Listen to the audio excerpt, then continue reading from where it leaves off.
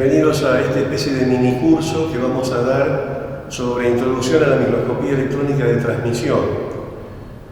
En la Facultad de Medicina de la Universidad de Buenos Aires estamos en la segunda unidad académica de microbiología y esto es una cosa operativa. Vamos a trabajar después en mi laboratorio, que es de microscopía electrónica y patología experimental en este mismo departamento de microbiología.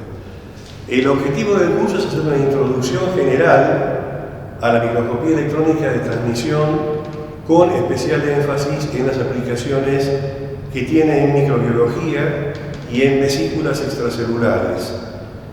La idea del curso es que está destinado a estudiantes de pregrado de la carrera de Medicina de la Universidad de Buenos Aires y aparte se hace en conjunto con una entidad científica nueva llamado Grupo Argentino de Vesículas Extracelulares, que es el que un poco organizó esta actividad.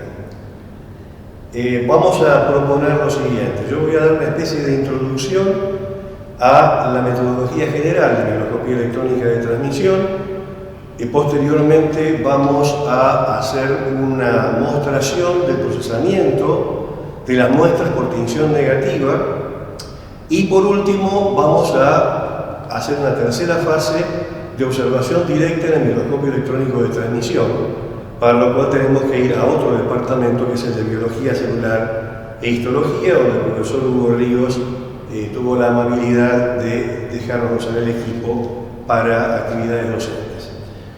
Esta clase no está guionada, yo estoy hablando como me sale, como si estuviera dando una clase para alumnos, por el simple hecho de que no tenemos tiempo. Y agradezco enormemente la colaboración de un estudiante de medicina, que ya va a figurar el reconocimiento en el comienzo de la clase, y de otra estudiante de medicina colaboradora de mi laboratorio, que es la que va a manipular las muestras para hacer distinción negativa. Conceptualmente, el microscopio electrónico de transmisión fue inventado por un físico alemán llamado Ruska en 1933. Este hombre tuvo que huir de Alemania por el nazismo, de tal manera que se postergaron un poco sus investigaciones, y esquemáticamente consiste en un microscopio que no tiene mucho que ver con el microscopio común, tiene también lentes, pero en vez de llamarse ocular, objetivo y condensador, se llaman objetivos, condensador y lentes proyectoras.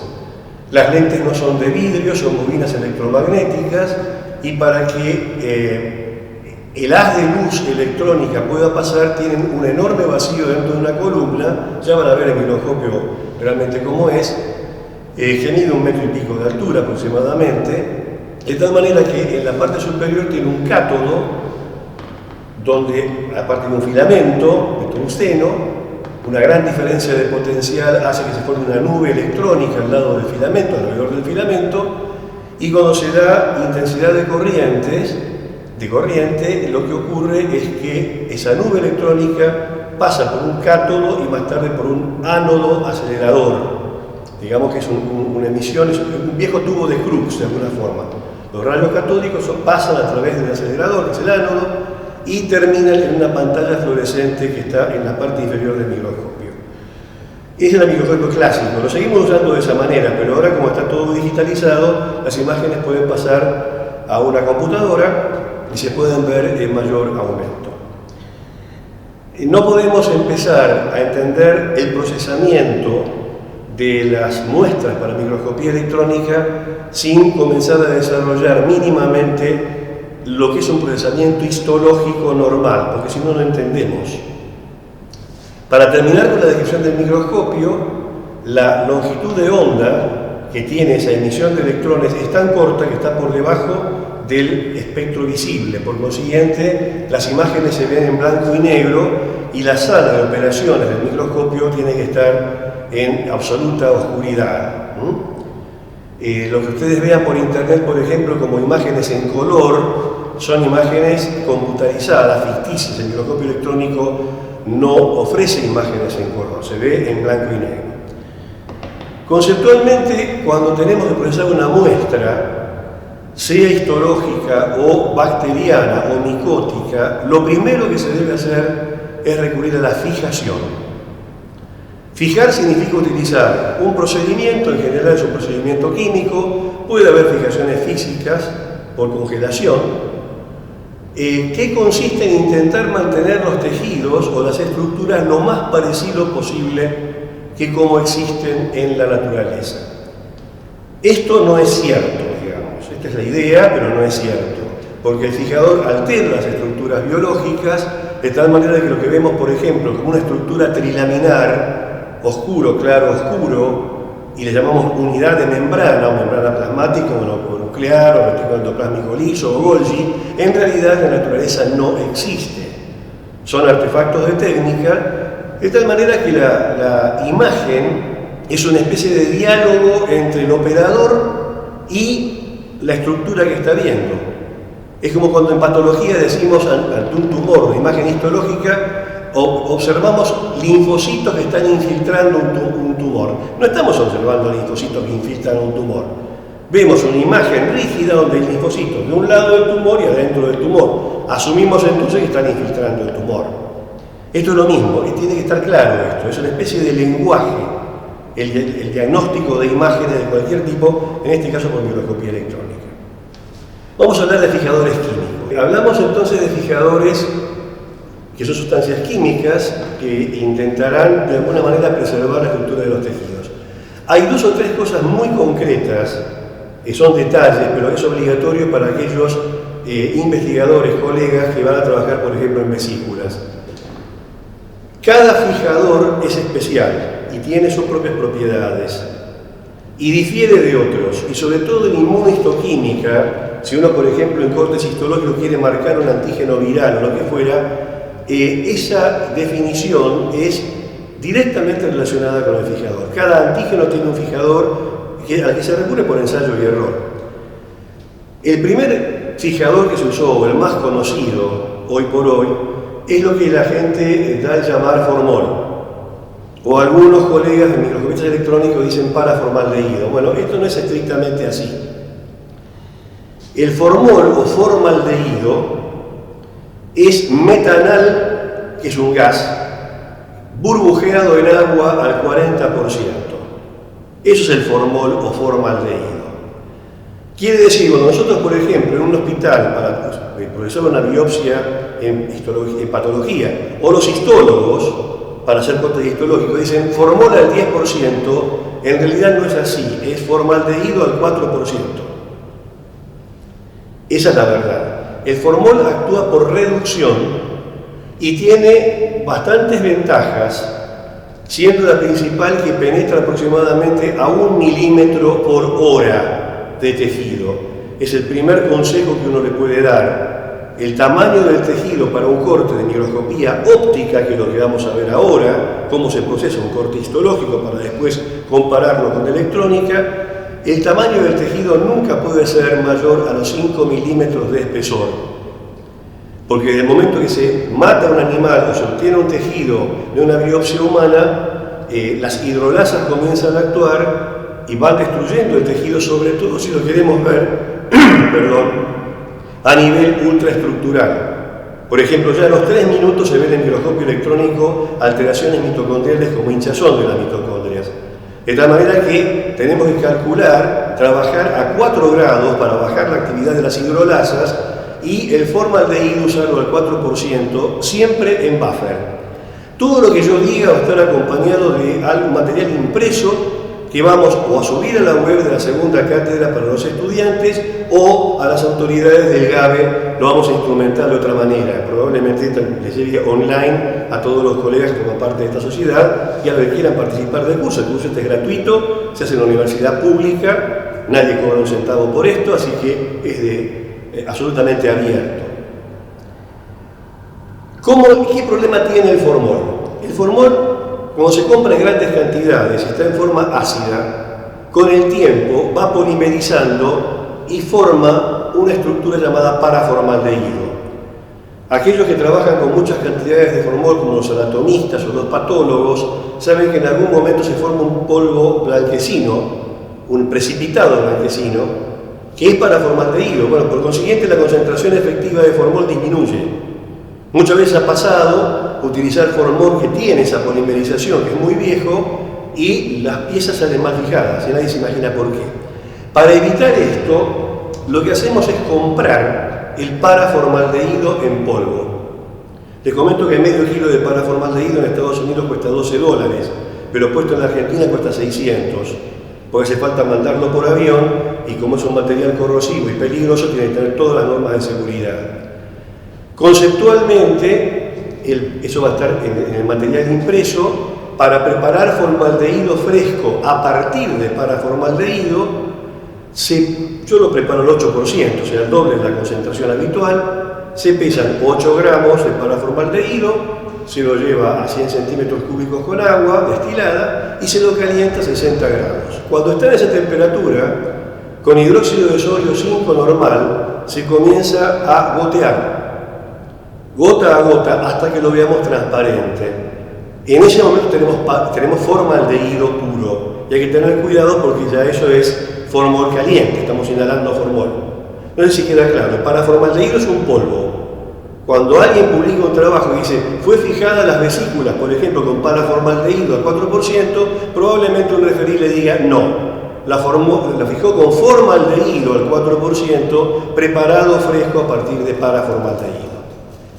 En microscopía óptica podemos usar formolácido, en electrónica nunca. Usamos un buffer, que puede ser el PBS o puede ser el cacodilato de sodio.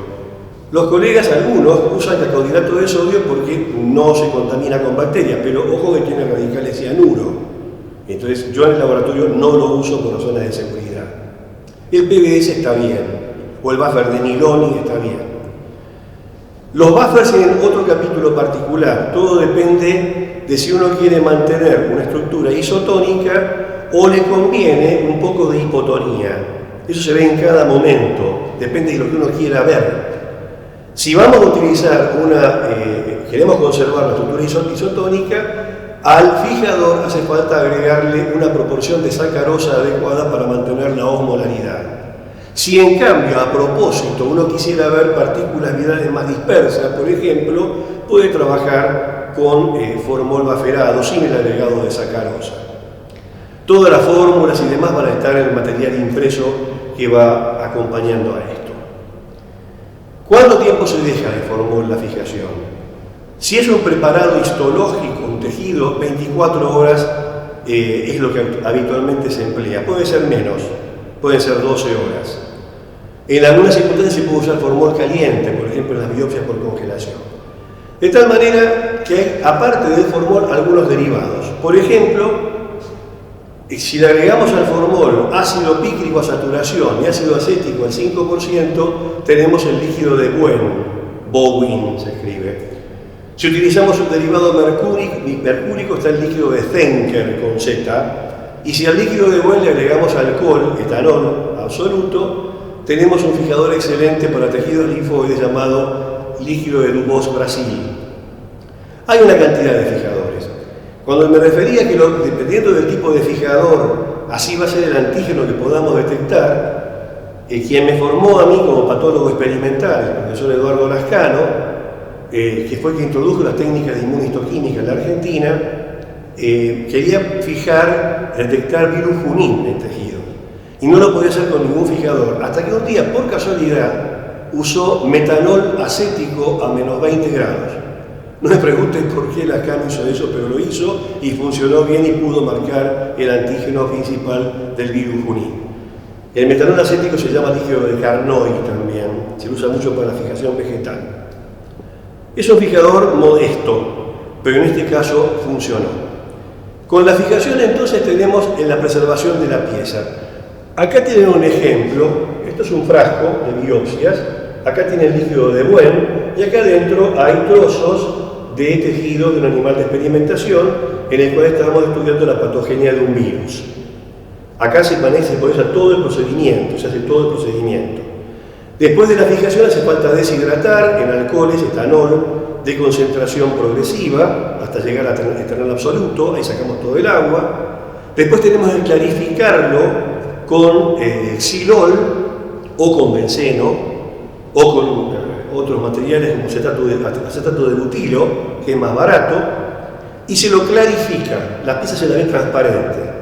A partir de allí se hace un baño de parafina que no pase de 60 grados, se hace un cambio en la parafina y por último se obtiene un taco, que es esto que está acá. Acá está el taco de parafina con los tejidos puestos adentro, sobre un soporte.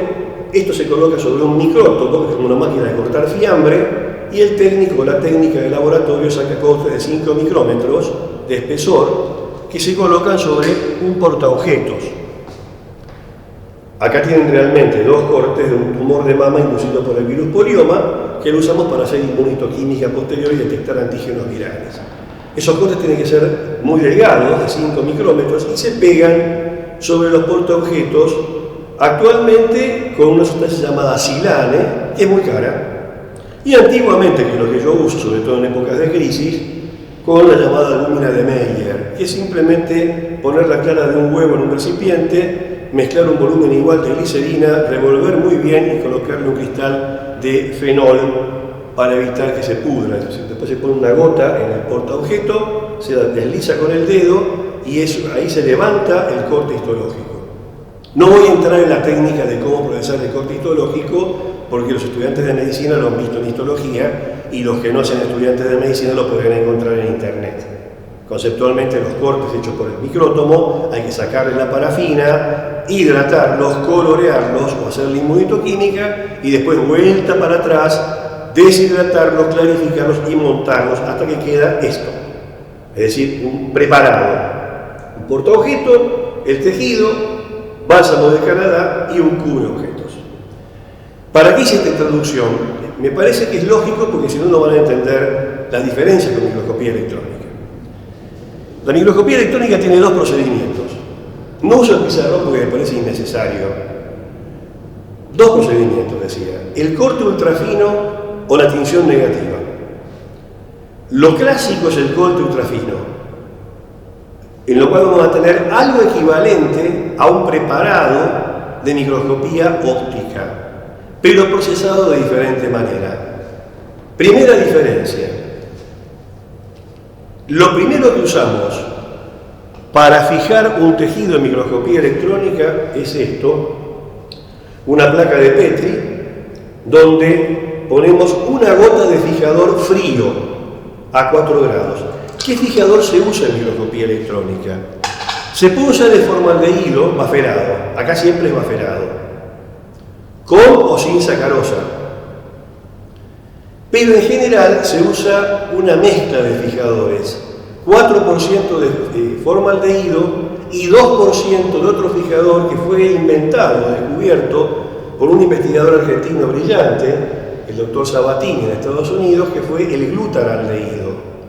En realidad, para serles franco, cada microscopista electrónico usa su propio fijador o lo va cambiando de acuerdo a lo que quiera ver. Yo les voy a dar 2 o 3 comentarios o tips, como se dan a llamar ahora. El formol dijimos que entra a 1 milímetro por hora, fija todo bastante bien. El glutaraldehído fija muy bien unidades de membrana. Entonces, ojo los colegas que quieren hacer, por ejemplo, observación ultraestructural de vesículas, porque tienen una unidad de membrana. Si no usan glutaraldehído o no la fijan, no van a ver la unidad de membrana. Quien me enseñó microscopía electrónica a mí, les comenté, el profesor Lascano, decía que si uno se sentaba al microscopio y no podía resolver, después de haberlo teñido, una unidad de membrana, que no perdiera el tiempo y no siguiera trabajando. Por consiguiente, hacemos mezclas de formaldehído y glutaraldehído.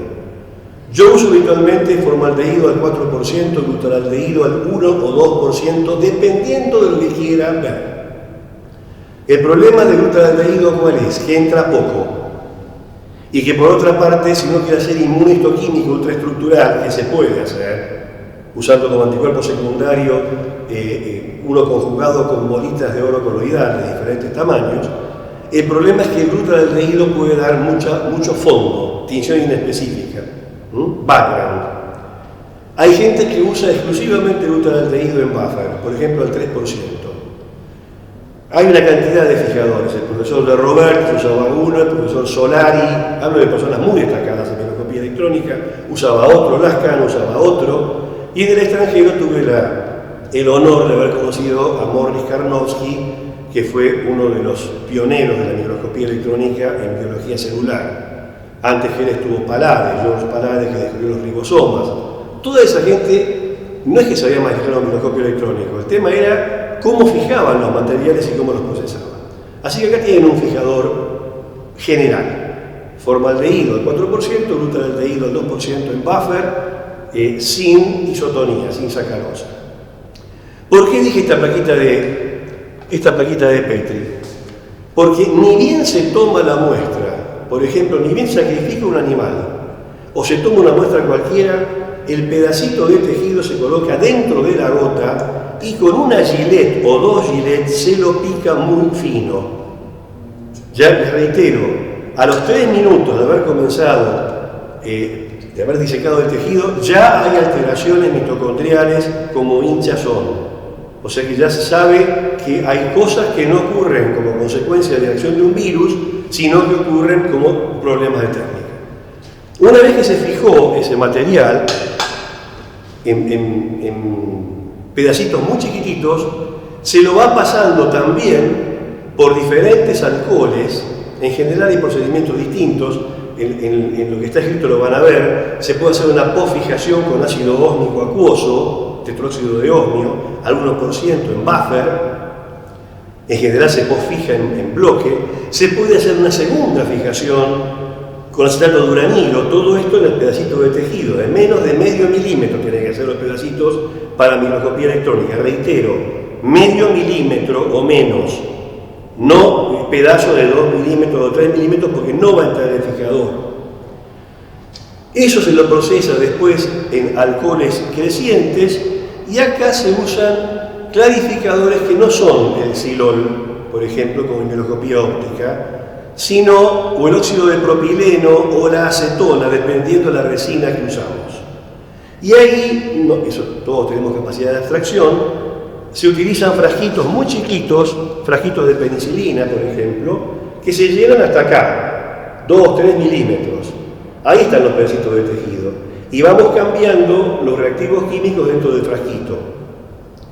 Llega un momento que vamos a poner, por ejemplo, 3/4 partes del clarificador, la acetona, y una parte de la resina.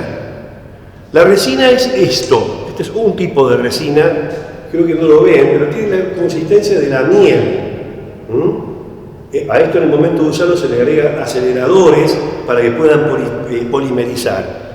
Entonces se le agrega 1/4, se lo mezcla bien y se lo deja en la heladera. Después se le agrega la mitad, se lo mezcla bien en la heladera. Después se le agrega otra parte más, se lo mezcla bien en la heladera y después se lo deja evaporar, por ejemplo, esa acetona, toda la noche en la heladera. Y hacemos otra inclusión. Y esta otra inclusión se hace simplemente en estas cápsulas de gelatina que se compran en las droguerías para poner fármacos. Esto se llena con la resina y con una aguja se toma un taquito chiquitito, una puntita esa de medio milímetro, y se la va poniendo en el extremo de esta cápsula. O si no, si queremos ser un poco más sofisticados, tenemos estas cápsulas BIN que ya vienen preparadas con la forma que va a tener el taco. Yo trabajo con las cápsulas de gelatina, no con estas. Hasta que pase ¿qué? Hasta que colocamos esto en una estufa a 70 grados, 48 horas, y esa resina polimeriza y se endurece de esta manera. Este es el taco de microscopía electrónica, este es el taco de microscopía óptica. Esto es con parafina, esto es una resina epoxi. ¿Qué hace él o la preparadora de microscopía electrónica? Tiene esta herramienta, pone el taco acá, lo cierra, lo pone en una superficie que lo pueda soportar bien y con una lupa binocular y una gilet comienza a tallar el taco. Tallar el taco significa que tiene que hacer primero una cara de corte y después hacer una especie de trapecio y va limando las caras hasta que este taco lo pueda colocar en un ultramicrótomo, que es un micrótomo común como una fiambrera, pero para que tengan una idea, tiene una cuchilla o de vidrio o de diamante, y para ver los cortes la preparadora tiene una lupa binocular adosada. Por razones de estrategia y de rapidez de tiempo no la mostramos ahora acá, espero poder hacerlo como complemento de este video yendo a otro laboratorio. Esto se coloca en el ultramicrótomo y los cortes van saliendo sobre una cazoleta y la preparadora los levanta, para que tengan una idea del tamaño, los levanta con un pincel hecho con un solo pelo. Entonces tiene un palito de madera, se saca un pelo, lo pega ahí y va corriendo sobre la superficie del agua que tiene la cazoleta los cortes hasta ponerlo arriba de los portaobjetos del microscopio electrónico, que son estos que están acá, que creo que no se puede mirar sin que se me caiga. Es una grilla. Esto que está en el medio, Entonces, acá tienen el portaobjeto del microscopio óptico y este es el portaobjeto del microscopio electrónico. Se llaman grillas. Las grillas son estructuras, ahora sí voy a dibujar alguna, son estructuras de este tipo, ya lo ven, como cilindros chatos, tienen un borde y después tienen hilitos de metal, pueden ser de níquel o de cobre. Las más baratas son las de cobre, las de níquel las usamos para hacer inmunomicroscopía electrónica. De acuerdo al tamaño que tiene cada cuadradito, hablamos de mesh. Entonces hay grillas que tienen 100 mesh y grillas que tienen 400 mesh. Lo usa la de 200 mesh. Para hacer tinción negativa, las grillas se las recubre por procedimientos que creo que no vienen al caso, con una membrana llamada membrana de Formbar. Esto lo van a ver en el material escrito. Y la membrana de Formbar se pueden sombrear con carbón, haciéndolas más resistentes. Esas son las grillas que usamos para hacer tinción negativa. ¿Se pueden fabricar? Sí, se pueden fabricar. Y en la Argentina hasta llegamos a reusar grillas. Se las puede sonicar, después de haberlas colocado en acetona, y se las puede fabricar, hay aparatos que fabrican grillas. Si el laboratorio donde trabajan tiene un sombreador, perfecto, pueden carbonar las grillas. Si no, se compran. ¿Cuál es el problema de las grillas carbonadas? Que en Estados Unidos cuestan $100 el paquete de 50 grillas. En la Argentina, $460. Hace 2 meses. Estamos en el año 2023, por las dudas, el 10 de octubre. Por eso charlábamos con los colegas del Grupo Argentino de Vesículas Extracelulares, que quizás para los trabajos prácticos puedan asociarse varios de ellos, y si uno va a usar 10 grillas, bueno, se puede comprar un paquete de 50. Ahora después les voy a mostrar en la parte práctica, y vamos a hacer con eso tinción negativa. En conclusión, a partir de 1933 hay microscopía electrónica de transmisión. Esa microscopía electrónica de transmisión se pudo utilizar para diagnóstico, para investigación, en cortes histológicos, en bacterias, en virus y más recientemente en vesículas. Y 2 grandes mecanismos de procesamiento: el corte ultrafino, que tiene procedimientos similares al del corte histológico, y la tinción negativa, que es lo que vamos a ver ahora, que va a ser Ludmila, que es una estudiante de medicina que trabaja en mi laboratorio. Bueno, seguimos en otro laboratorio. Les quería mostrar esto, cómo se procesan células. Esto sobre todo para los colegas que trabajan en vesículas extracelulares no bacterianas, o también bacterianas. Lo que yo hago es las células tomadas del cultivo, las pongo en un tubo Eppendorf, las centrifugo a muy bajas revoluciones, no pongo la microcentrífuga al máximo, lo pongo en la 4ª parte hasta que forme un pellet. Cuando formo el pellet, le agrego con mucho cuidado por la cara contraria del Eppendorf el fijador y lo dejo 20 minutos a temperatura de 4 grados. Y después viene el paso crítico. Esta es una aguja muy vieja, es tan vieja que es la que yo usaba cuando hice mi tesis doctoral. Es una aguja de las que ya no existen más. Pueden usar una aguja intramuscular descartable. Usando la aguja, como un cuchillo con el bisel, lo que se hace es, si acá está el pellet, por ejemplo, se va cortando en pedacitos ese pellet celular. Acá pasan dos cosas. O se mantiene ese pellet como algo sólido, hay que trabajar con mucho cuidado igual, o el pellet se levanta. Si se levanta, no hay solución. Por ejemplo, si trabajamos en bacteriología y yo quiero hacer un pellet de bacterias para hacer corte ultrafino, no tinción negativa, corte ultrafino, una cosa es trabajar con Escherichia coli y la otra es trabajar con Klebsiella. La cápsula de la Klebsiella hace que sea prácticamente imposible mantener un pellet. La cuestión es que yo esto lo fijé con formol, o sea, con formaldehído y glutaraldehído, lo dejé 45 minutos, lo lavé y después lo volví a fijar con ácido ósmico al 1%. Miren cómo queda. Ven que en suspensión hay partículas de medio milímetro. Son esas las partículas ya negritas por el ácido ósmico que vamos a seguir procesando, como les dije, y tratar de acomodar con esta aguja en la cápsula. Eso como para terminar el tema del corte ultrafino. En cuanto a la tinción negativa, una de las precauciones que hay que tener es esta.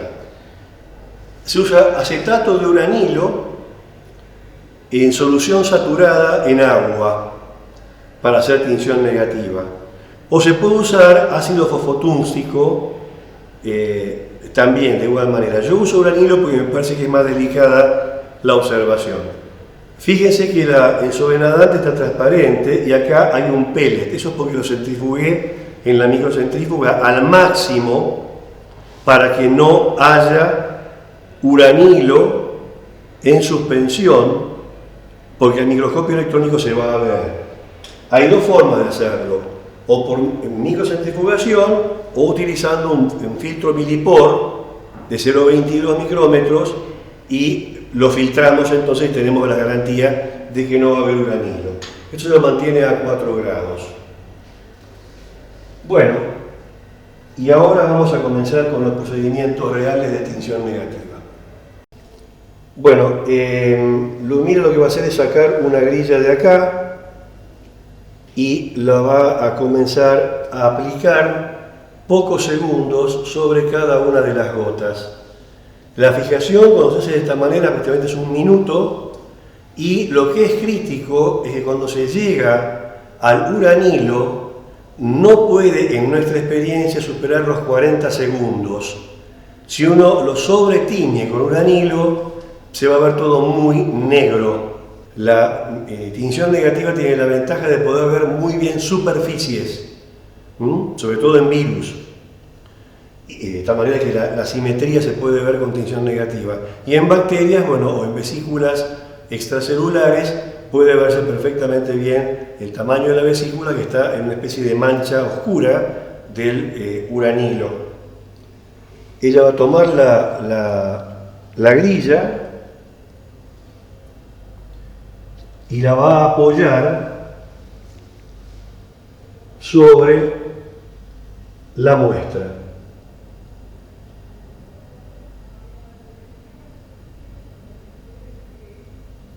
Y ahí aproximadamente lo vamos a dejar 1 minuto. No vamos a cumplir el tiempo real, entonces fíjese que ella toma la grilla de nuevo, apenas la seca con un papel de filtro y la vuelve a apoyar sobre el fijador. Ahí estamos fijando. Se imaginan que si dijimos que entramos 1 milímetro por hora, esos son segundos, con que se haga 1 minuto de fijación va a ser suficiente.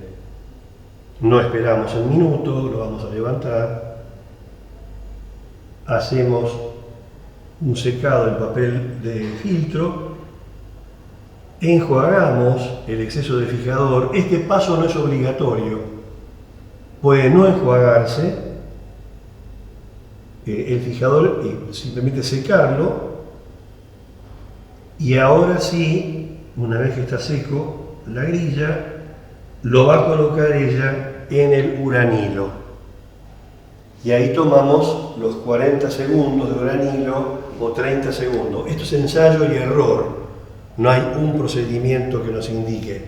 Recuerden que el uranilo es solución saturada, en general es al 3% en agua. Una vez que pasó este periodo, se vuelve a levantar la grilla y a secarla y lo coloca dentro de la cápsula que vamos a usar para llevar al microscopio electrónico. Como ven, la técnica de tinción negativa es muy rápida, siempre y cuando tengamos todo puesto a punto, ¿no? Que los PET sean los adecuados, los fijadores los adecuados, las normas de bioseguridad también adecuadas. Por ejemplo, cuando trabajamos con virus, recuerden que el virus está infectivo. Si yo trabajo con herpes, o trabajo con SARS-CoV-2, o trabajo con lo que fuera para ver, es un virus infectivo. Entonces hace falta manejarse con guantes, con los dispensadores con agua con lavandina, y en este caso hace falta que el material esté fijado. Un truco que también es válido es no utilizar la grilla poniéndola por tensión superficial sobre las gotas, sino que se toma la grilla en la punta de la pinza. Acá se le pone una gomita, o si no, uno que se deja así, y con la micropipeta se agrega la muestra sobre la grilla. De tal manera que cuando yo seco de la cara contraria. Acá estoy haciendo la maniobra sin tomar la grilla.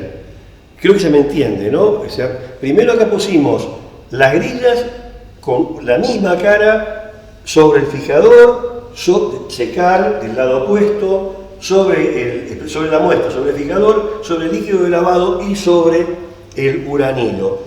Yo lo que digo como alternativa es tomar la grilla en la punta de la pinza y agregarle la gota arriba, de tal manera que se pierde menos material y se va secando en el papel de filtro.